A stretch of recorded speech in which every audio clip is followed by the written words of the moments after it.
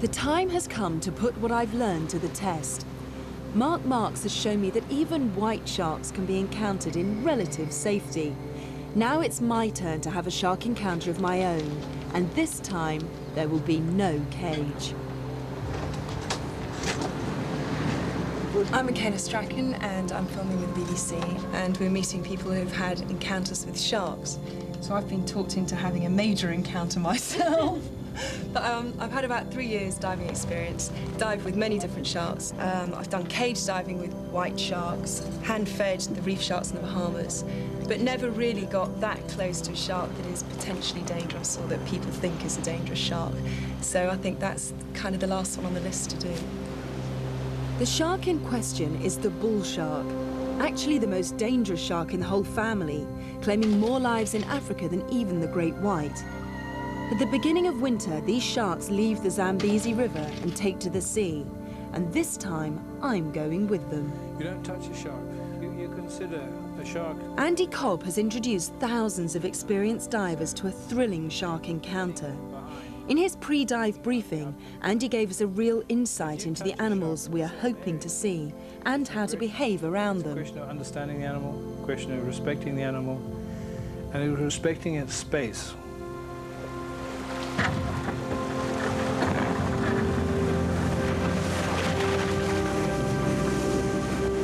At dawn the next morning, we set out for the Protea Banks, 7 kilometers from the shore. The boat ride was pretty hairy and helped us forget any nervous feelings, at least for a few moments. Okay, you ready to go? 1, 2, 3, go!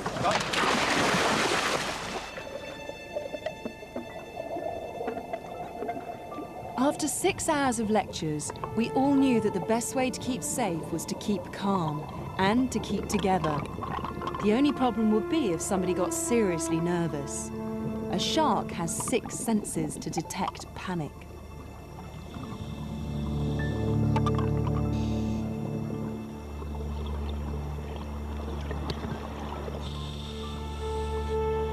When I did the cage dive with white sharks, I thought that was close. I never thought that it would be safe to enter the shark's world without a cage.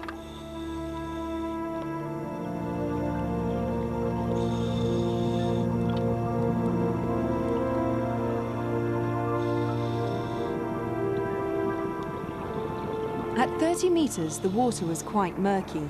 I would be lying if I said that I felt totally at ease.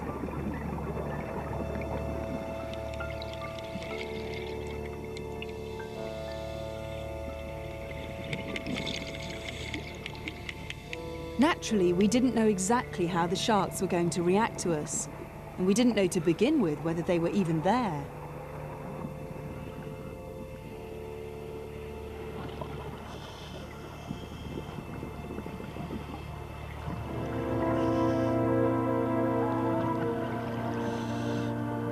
Finally came the moment when we encountered the shark we'd set out to see, the bull shark.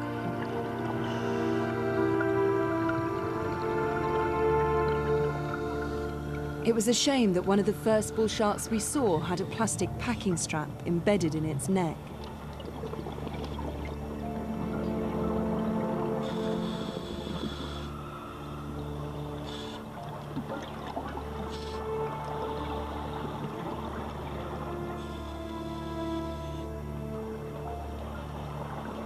Once you get down this deep and let the current take you, you do get an incredible sense of calm.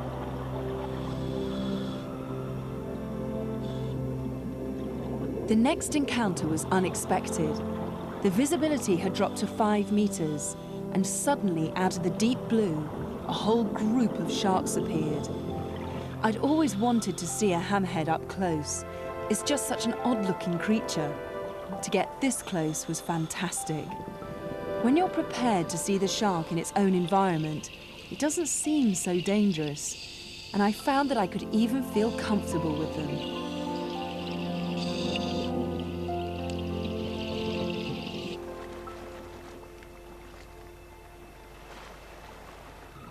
This group dives without cage protection, so no bait is ever used. Just a shark attractor made of shiny pieces of metal and fronds like a squid's tentacles.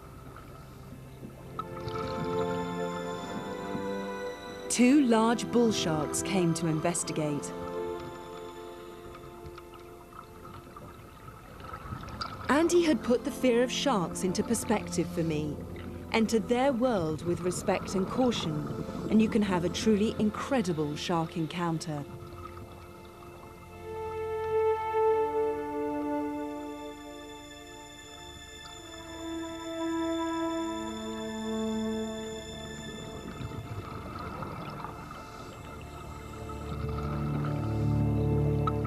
Did everybody see them? Sharkgasmic.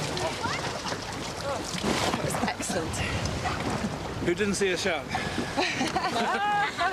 They're great creatures to watch. We call them Zambesis, but worldwide they're known as bull shark. And that's one of your listed man-eaters. And here we are enjoying a listed man-eater with all the fears and phobias attached to it. Fear and adrenaline doesn't really come into it. It's just such a privilege to be in their environment, and it's just another perspective. It's incredible. You have to be the experience, I suppose. So in that 30-minute dive, we were probably surrounded by how many sharks do you reckon? It'd be difficult to estimate, but there'd be... At least 20, I suppose. Well, Zambesis alone, there'd be probably 20, apart from all the hammerheads going through. And they'll come through in schools of 20, 30. It's basically as hunting packs. It's not a migratory pack. And we've all come up in one piece. Yeah. You proved a point. And I suppose that I've proved a point to myself too, that encounters with sharks can be magical, and even if not totally risk-free, can be safe. I also have a lot of admiration for the enthusiasts who get out there in the surf and pursue the sports they love, despite the risks.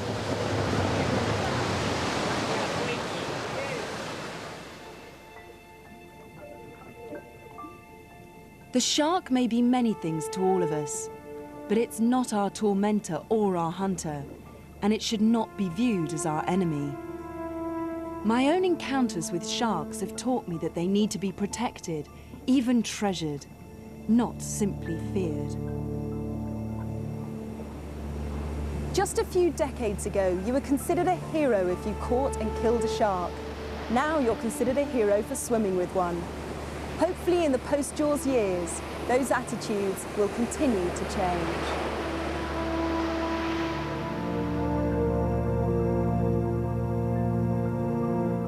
Shark Summer continues on Wednesday here on BBC One. Sharks, the Truth is at 8 o'clock.